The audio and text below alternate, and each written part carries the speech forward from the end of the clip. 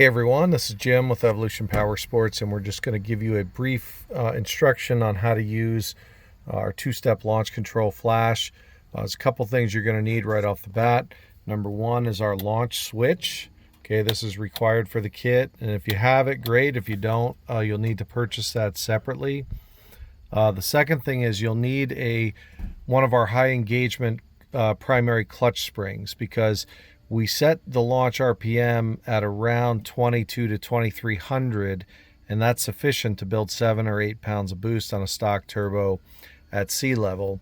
And we also will have other engagement levels that customers can choose from later on for racing or other things. But for now, it's set at 22 to 2300, and you'll need a spring that gets your RPMs at least to that.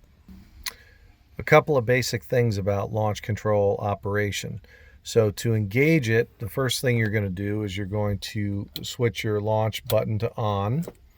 Okay. The second thing you're going to do is, with the car running, you're going to step on the brake, make sure you're in high gear.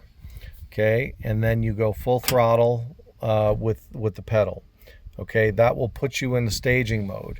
So you'll have a rev limit at about 2300 RPMs. And you'll hear the car will, actually have a rev limit around there, and you'll see that it'll start to run a little bit rough, but you'll watch the boost gauge climb to between 6 and 7 pounds at sea level.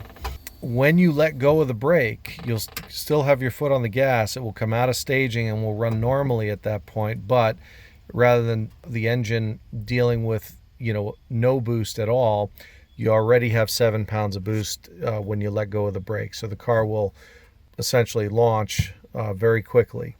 Launch control is a great thing, but it can be hard on valve trains and clutches. So it's meant to be used, in few second intervals when you're racing, but not to make a bunch of noise. Okay, the next step is I'm going to show you how it works with the engine running. We're not actually going to launch, but you guys will get the idea. So we're going to start the car.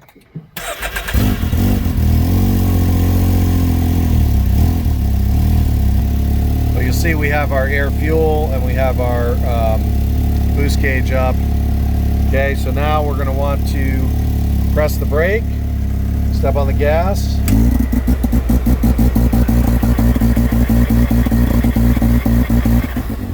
So you can see how it builds a substantial amount of boost, and then as soon as we let go of the brake, that's when we would come out of staging and the car would run normally.